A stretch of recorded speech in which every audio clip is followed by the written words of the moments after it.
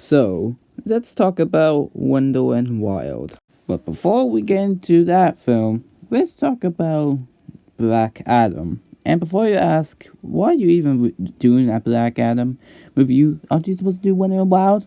Well, yes, but in from now on, in other like animated film reviews, I just got to give live action films to get their moment from my opinions in other reviews. So, what do I think of Black Adam? Well, it's good. Not as great as like other films are, but still good as it is. I mean, sure, it does have some not so great characters, and it does have some weak editing, but at least it has some nice action and a good story to tell, and some good performances by other actors that give some characters a bit of charm. I won't say this is the best DC film out there, but at least it is still a fresh air compared to like the Phase 4 Marvel films, of course, well, or even the TV shows. So I'm just gonna give Black Adam a 7 out of 10 and a seal of good. Anywho, back on track with Wonder and Wild, I can see that this is a stop motion comeback for Henry Selick, especially when his big comeback for Netflix, of course, and there could be a big chance that we might get more stop motion films. Well, we already know there are some coming out, like Chicken Run or even Wallace and Gromit, of course. But at least this will be the big return for stop motion. So now that we get into Wendell and Wild with the demons, will this film actually bring into that true stop motion horror spirit? Or is it really just nothing but like a film that was made from hell? Well, before we get into the story, I would just like to say that the pacing in this film is completely out of control. And the reason why I said that is due to the subplots. But I won't say that the story is bad, since I'll get to that part later. But now the plots that are used in this is that they're about similar to Illumination, that there are so much things happening that's quite hard to follow on what's even happening throughout the entire movie. The first plot is a teenage girl named Kat who is mostly traumatized after her parents' death, who's also gotten herself a bit of trouble with the police and sent to an all-girls school where it's mostly with all that kind of stuff, and also got Hellmaiden powers, which is the second subplot with Sister Hetty trying to solve her problems as the Hellmaiden. The third plot is Wendell and Wild trying to go out in the real world and actually make an amusement park instead of doing chores for the dead. And of course, Father Best trying to get some money to save a school. And that's basically the big problem and only problem in this movie.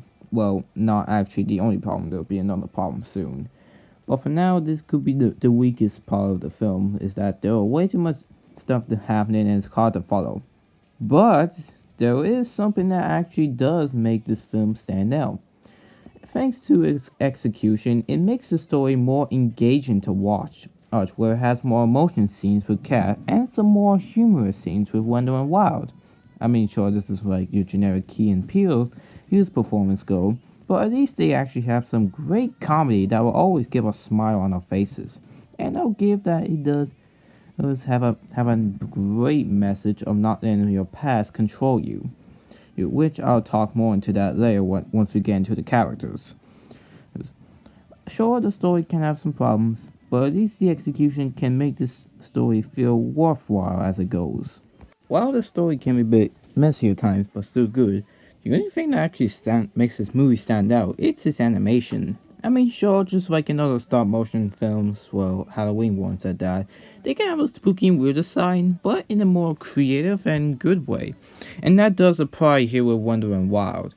Well, even though the signs look very abstract, that makes them fit well in a 3D stop motion environment. And I'll say that the character animation is actually quite playful.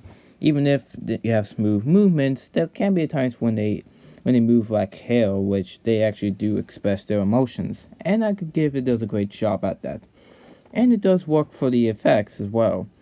Even if there aren't much, there are some decent ones at best, of course. And I also give that the backgrounds do actually have some nice feelings of it, like in the Rust Bank town, and how everything is fully gray and how not many people go there that much, and how And also Buffalo Bill's amusement park, which is literally on his stomach, which isn't too surprising since I would imagine a character having that, but this one is actually kind of creative, of course. And yeah, I would even say that the animation is probably the best thing about this film. And since it is directed by Henry Selick, at least we get to see some good old stop motion animation by your boy again. And sure, the characters can get into generic roles, but it's the actors that do give the characters a lot of charm. Starting off, especially with Kat, who is probably the one character I relate to the most. She may be a stereotypical teenager, but she has grown a lot ever since her past, where she's been traumatized at such a young age ever since she lost her parents and mostly got picked on. That's why she kind of why she got into a police situation of being as one of the prisoners, and of course has Hellmane powers, so she isn't afraid to like have an agreement with demons.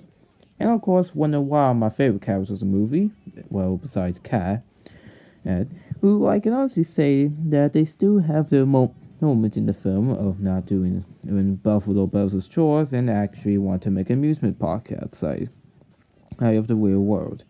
Sister Hetty is also known also who wants to help Kat solve her problems as being a Hellmaiden, which she also has more abilities of not being just a nun. Raoul, I can't believe. Well, you know what? The thing is that I keep on talking about the characters, and I keep on forgetting about Raoul. I'm sorry, Raoul. But anyway, back onto Raoul.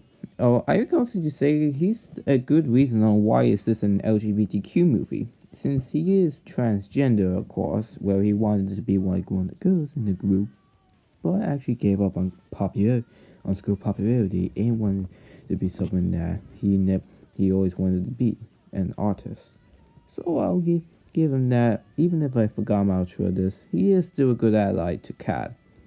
I'll even give that Buffalo Bowser, while not having much screen time, develop his relationship with Wendell Wild, he is still threatening and effective. Father Bass is trying to pay for the school and is an interesting villain who could have been the main one, but too bad it was gone to the Claxons who care nothing but money. Especially when one of them looks like a black Donald Trump. But sure, the characters aren't really good. But again, it's the actors that do give these characters a lot of charm, and that's what makes them stand out.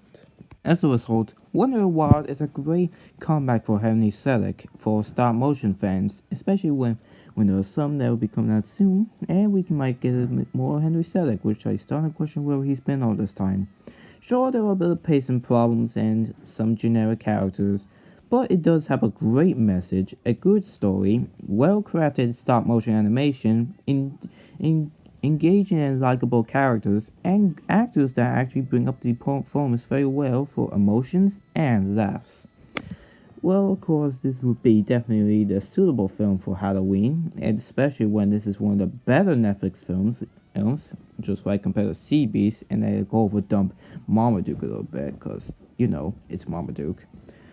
But I can still say, just like Coraline, Paranorman, and all those films like that, this is still a great film to watch, and that's why I'm giving this a zero masterpiece. This may have a bit of demons in there, but it sure feels like it was made in heaven.